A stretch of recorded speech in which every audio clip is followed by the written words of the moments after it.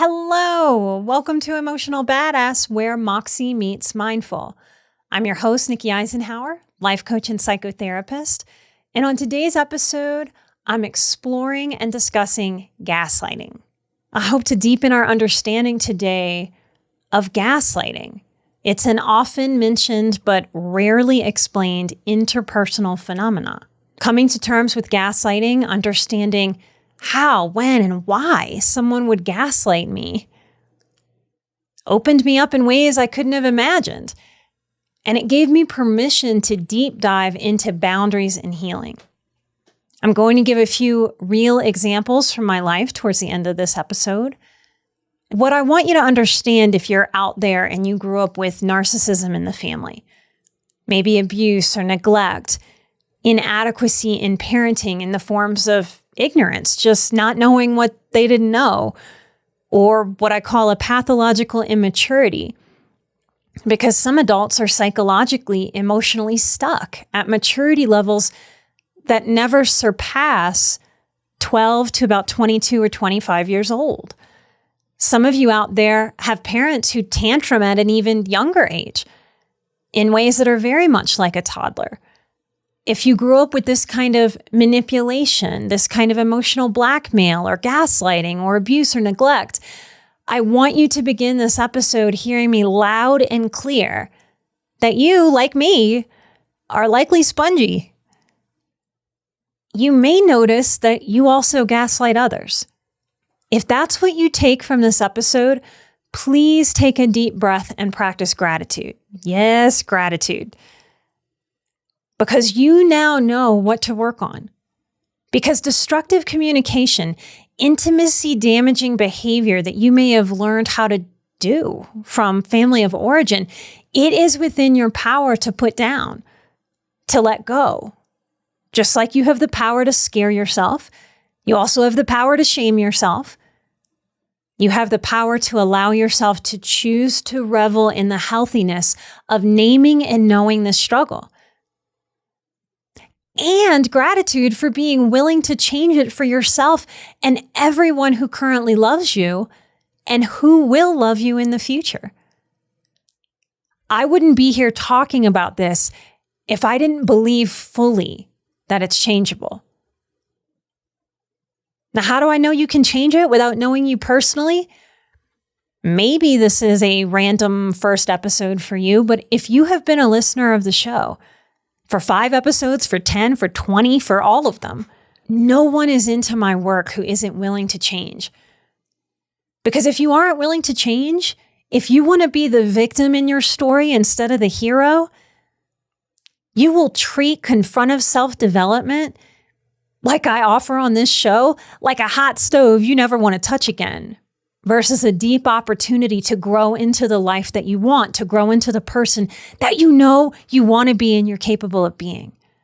You get to have the relationship that you want with yourself and with this life. It chokes me up because I think it's the saddest thing in the world to go through life believing that you cannot change what doesn't work for you. You can't change these emotional ways that we relate to ourselves and other people. It is so malleable if you just let it be. For any of you that have found Emotional Badass through our social media, remember to find Emotional Badass wherever you get podcasts and hit that subscribe button to get new episodes every single week. If you happen to discover that you are surrounded by people that are all too complacent in gaslighting,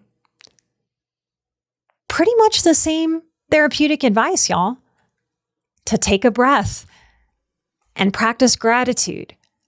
For now you know, and now you can work to make the changes that can bring you more peace, self-security, and worth through healthy boundaries work. Now, listeners out there, we're all similar, but we're all different, right? Y'all may have some different perspectives and different experiences, and that's okay. This podcast is an invitation to expand understanding. It is my belief and the belief of evolutionary biologists and psychologists and evolutionary sociologists that humans have been learning primarily from passing down wisdom and knowledge through the sharing of stories. This is in part that as I look to venues for a live event that I want to have in the future, I want fire pits, y'all, because I want to recreate that experience where we sit around a fire and we share as our ancestors have done for millennia. This show, this episode, all the episodes, this is my sitting around the fire with you, sharing my hard-earned professional and personal wisdom. And this episode and all things, take what works for you and easily and simply toss the rest. So what is gaslighting? Let's get into it. You've probably heard the term gaslighting before. It's used all the time, all over in social media. Anybody talking about mental health is liable to use the term gaslighting. At its core, it's a form of emotional manipulation. It's a game. It's a power move, a power game created by the manipulator, and you aren't allowed the rules to that game. The goal of gaslighting is to get another person to question their own reality. And that's pretty heavy, and it's dark. Sometimes the manipulator is absolutely intentional and conscious of manipulating another person. Sometimes the manipulator has soaked up this gaslighting way of being and has no idea that they're putting effort into undermining the sanity of the other person. It's just a communication style they've grown up in and learned, and so they just repeat without self-examination. It's been said that anyone can be pushed to murder. I'll say that gaslighting can push nearly anyone into insanity. It can cause an absolute break from reality, what we tend to call psychosis, dissociation. Dissociation from self can happen just due to the stress of it. It can cause someone to lose their grip on themselves, on reality, on this life. The history of the word gaslighting comes from the old 1944 movie titled Gaslight. It stars Ingrid Bergman. Even if you don't know who that is, you've even heard her name, even if you're younger. Very famous actress. Charles Boyer is the main male character, and Angela Lansbury had her very first film role ever. And for you young people out there who maybe don't know her, maybe you watched Murder, She Wrote with your grandparents. That was Angela Lansbury. Maybe you remember the voice of the teapot in Disney's Beauty and the Beast. Angela Lansbury. She is a legend, y'all. She's passed away in the last few years. The movie Gaslight is available to stream on Amazon Prime and available to rent on YouTube right now. The movie is filmed in the 40s, but it's about the 1890s. And so that meant that the lighting was gas. Old gas lights were in homes pre-electricity. Now, the New Orleans girl in me loves these old gas lights. I mean, this reads as French Quarter to me. I think that's helped me remember this concept all these years. The main character's husband plays with her mind in many ways in the movie. He lightly flirts with Angela Lansbury's character, who is like a maid or a servant to the woman of the house, who's Ingrid Bergman. He flirts to undermine his wife's confidence. He flirts to keep distance between these two women so that they are on guard with each other. Better for him to mess with the mind of his wife with. This gaslighting behavior also works to block his wife from having ease developing a confidant in this maid, in this woman that is living in her home, who could and likely would help her reality test. And this would help her move away from his manipulations that make her feel like she's losing her mind. He plays his gaslighting game with her in many ways. The namesake of the movie, Gaslight, by turning off or turning on the gaslight And his wife keeps walking into the room thinking, I swear I just turned that off. Why is it on? I just turned it off. Am I losing my mind? I must be going crazy. It's so powerful because it shows us how a very, very slight, tiny, in the grand scheme of things, minute, inconsequential thing, a light being turned on and off, what could be simpler, has the power to make us feel crazy if we are in the presence of a gaslighter. Her husband would come in and go, what do you mean? That light wasn't on. You think you turned it on? It was off. Back and forth, just playing with her mind. This is how gaslight became a psychological verb. He gaslit her. We still use this term today, 79 years later. Here's where gaslighting gets deeper and darker. Gaslighting isn't just about lying or deceiving. That's way too simple. A liar lies. And when you show them proof of being caught, they fold, y'all. A gaslighter doesn't fold. A gaslighter doubles down in the moment when a liar gives up on the lie. The liar's intention is just trying to cover their own ass in some kind of way. And it can be manipulative and all kinds of wrong, but it's about a desire to cover up something about themselves, a behavior they're embarrassed about. The gaslighter's intent, again, intentionally or subconsciously, is to chip away at your inner trust, to create instability internally in another person by replacing that person's self-trust of their own perceptions with doubt, confusion, fear, and overthinking into neurosis, into non-functioning. Gaslighting operates a lot like someone turning down the lights in a room very, very slowly, almost imperceptibly so. So gradually that you don't even realize it's getting dark.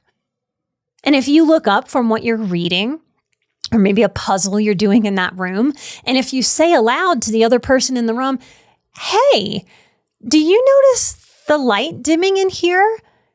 Is it getting darker? The liar might say, yes, I just thought you'd want it bright, but I really wanted it darker. I'm getting light sensitive due to a headache. Sorry. A gaslighter will say, no, what are you talking about? If anything, I think it's gotten brighter in here. Are you okay? Are you all right? Long-term listeners of the show will recognize me saying and teaching over and over and over again, you are your own authority figure. And yes, you, me, all of us, we're members of a society, and that society has rules. Now, I can't just shout to the sky, I'm my own authority figure, and then go healthily lay in the street. But in terms of trusting our own self, especially after tangling with or growing up with types who manipulate and gaslight, healing is a return to trusting our own senses above all else. It's a return to our own inner authority so that we cannot and will not get manipulated. And yes, even if you are bipolar or schizophrenic, I do want you coming from a place of self-trust and self-honesty, because often I think we get it backwards. Often gaslighting triggers the worst in our mental health. Psychosis, mania, depression. So if we're predisposed to these mental health concerns, I want you to know that it's doubly important that you learn to trust your gut as a way to not accidentally give your power away, a way to not accidentally lie or gaslight yourself. We learn in healing to get radically honest with ourselves. This is essential in being able to have self-trust. Now, most of us grew up accidentally betraying ourselves, making very natural mistakes, whether we come from abuse or not, because that is the nature of growing and getting older. But a lot of healing is about repairing our own trust of ourselves with ourselves. When we do this, when we develop, when we craft a very healthy, trusting relationship with ourselves, the positive consequence of that work is that we will not accidentally give our own power away. We will not let someone else play with our own mind, which ultimately can throw us off center into doubting reality. And it can trigger these unfortunate psychological states. And then the gaslighter has the very best gaslighting fodder to manipulate you with. In that moment, if I feel very paranoid because I don't understand what's going on, I don't trust my senses, I don't know if I can trust this person that I'm supposed to be able to trust, that I'm in a relationship with, I'm starting to lose grip on what's real. That's the very best gaslighting fodder, because then that gaslighter looks at me and goes, see, you really are crazy. You really don't have a grip on reality. See, my reality was right and yours was wrong. You should always listen to me. See, it's a power move. It's natural to reality check with other people who are near our experience, y'all. Like asking the person in the room with you if they notice the light dimming. If they tell you in direct manipulation, if anything, it's getting brighter in here, you start to think, is it me? What is going on? Am I just imagining things? Am I losing my mind? Am I overly tired right now? Are my eyes okay? Do I need to go get those checked? Creating anxiety, confusion, and untetheredness. We talk a lot in self-development about being grounded. This is a way to feel very ungrounded. We need reality testing with other human beings. The example I always give here is, think about any movie where someone sees a UFO. What's the first thing that they say? Did you just see that? I hope somebody just saw that. That is proof of what I'm saying. That is how much we need reality testing. Because when we see something that we ourselves doubt, we're looking to the tribe to go, my goodness, did somebody else's eyes register that? So that we can feel tethered to the ground, grounded, rooted in reality. Non-reality is scary, rightly so. So we just need to make sure, particularly if we are healing from a manipulative history, that the people that we reality test with are solid. They're trustworthy. And that means that they cannot have a big ego problem. They can't have narcissistic traits to do our reality testing with in a healthy way. Imagine in my light dimming scenario that I imagined aloud with you a few minutes ago, imagine if a neighbor happened to show up at my house and entered the living room and said, wow, it's so dark in here. As just a nonchalant observation, what would that do for me? How would I feel? I'd all of a sudden feel what? Validated. Self-doubt would lighten inside of me, and a feeling of self-assuredness of, I'm not crazy. A relief, an exhaling kind of energy that happens when we get confirmation, when we release tension that we're holding in our bodies. We feel calmer when our natural observations are confirmed and substantiated by other people in the tribe who also have a sensory system. This validation is grounding versus untethering. Gaslighting is so insidious and damaging because at the end of the day, we need our grip on reality above almost all else. We need to trust our senses and our experiences. It's sad, and we all know it. We all know that untreated unrealness, untreated psychosis, untethered mania, untreated deep, dark depression that digs a deep mental health hole as we sink into despair. It makes most people lost. We have all these fancy criteria. We have all this fancy psychological language. But when I boil it all down, when we don't have our mental health, we are lost. And the worst of the worst that we all know is that people can get so lost that they become homeless. They cope with drugs and alcohol. They self-medicate, and they devolve into a deeper non-reality. We need reality. It tethers us. In some ways, I could make the argument that to play with someone's sanity is the cruelest thing that can be done to someone. As people, we can live as quadriplegics. We can be paralyzed from the neck down, immobile, and we can still have a life. We can function. We have our intellect. We have our mindset. We need our minds and our mental health. We cannot take care of ourselves without good, strong, grounded mental health. Toying with someone's relationship with reality, their relationship with themselves, their relationship with their own sensory experience, their eyes, their ears, their intuitive sense, their processing centers is an abuse well beyond physical violence or even sexual assault. And no, it's not ever about rating or ranking who is the biggest victim, whose trauma is the worst. It's about understanding that if someone hits me, I have a mark. Something happened. There was an event. I have a red marker. I have a bruise. Proof of my own trust in my own sanity that I know what happened to me. I know what's going on. The mark is its own reality testing.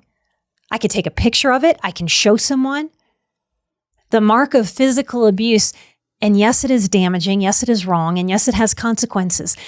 But in its pure form, it does not take away someone's natural ability to trust their own sensory system and experience and live. So how do you know if you're being gaslit? Here are some pink to red flags to consider. If you have constant self-doubt, if you feel confused often, if you are being told over and over and over again that your feelings are wrong, not right, overreactive.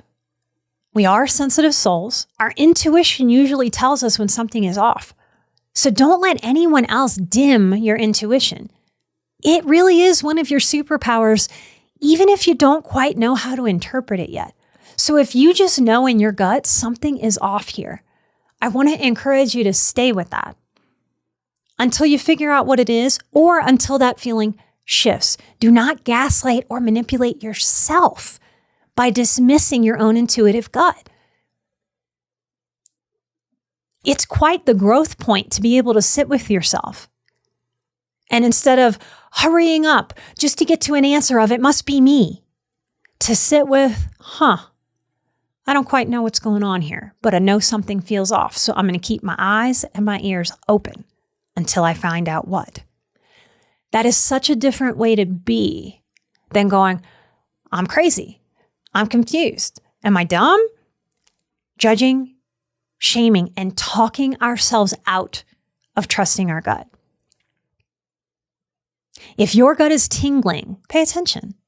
It's not about moving through life with some kind of narcissistic, self-absorbed, I always trust myself, I'm 100% right. But it is about offering yourself the nuance of, hey, I'm me and I'm nobody else. And if myself feels this, I'm going to go with there's probably a reason here. You've been gifted with an intuition. If something feels off, it probably is. Even if you don't get any validation or clarifying information right this very second, Just hang tight. Allow yourself the idea of, what if I trust myself? What if I stay checking in with myself as time allows this situation to unfold? I can gather more information. I can gather more tangible information and more intuitive information. Classic signs of gaslighting include frequently second-guessing yourself. This may be true if you had extremely over-controlling and over-authoritarian parenting. They are often gaslighters without ever realizing it because they overpower your own thoughts, your own feelings, your own desires with their control, teaching you that your way of being with yourself is wrong, is flawed, and that you really should default to their way of thinking over your own. And we wonder why people who come from this dynamic struggle with decision-making. Did you hear growing up? That was a great decision. What decision would you like to make? I could make that decision, but this time I'd like you to decide.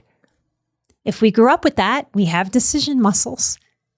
If we grew up being gaslit and controlled, we can do some work to do some emotional strength training of those muscles now, because we need those muscles.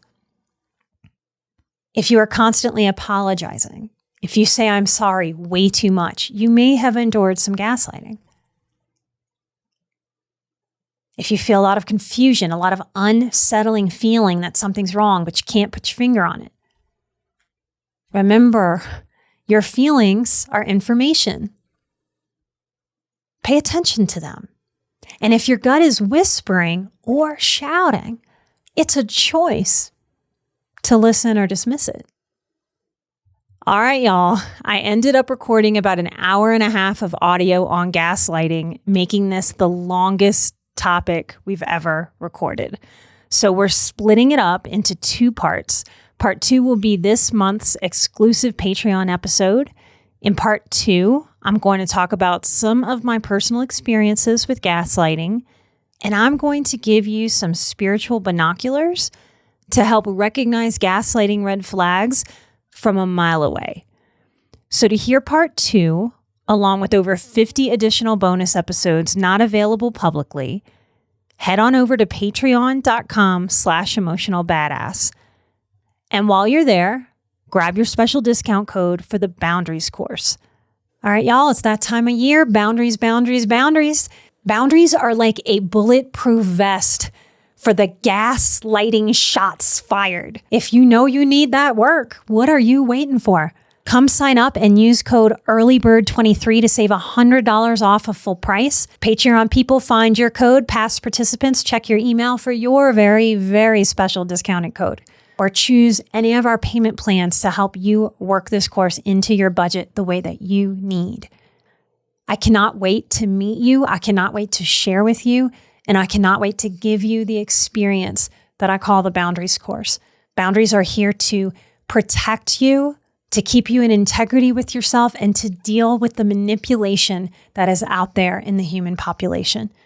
I want you fortified and strong so that you have the energy that you need to live this one precious life and hit your goals and not have it drained by the energy vampires of the world. Come join the Boundaries course. emotionalbadass.com/boundaries. We have a lot of fun, though the topic is really deep, y'all. I love to have fun with my students when I teach. I am an experiential teacher, y'all. Yes, it is a course. Yes, it has some head knowledge. But I intend so much more than head knowledge for you when you sign up to learn with me, to spend time with me. I don't want to just throw information at you. I give you an experience. I experience with you. I teach with you for a month and a half. This is weeks out of your entire life. The experience that I take you through in the Boundaries course is an intentional journey that turns our head knowledge, facts, stuff that we know, into heart and body knowledge. And at that point, it's not stuff you're learning. It's your own hard-earned, deeply deserved wisdom, and it's you becoming boundaried, light, and love. I'll see you right here next time, or I'll meet you in the boundaries course. I'm an emotional badass. You are an emotional badass, and together we are where Moxie meets mindful. Bye-bye.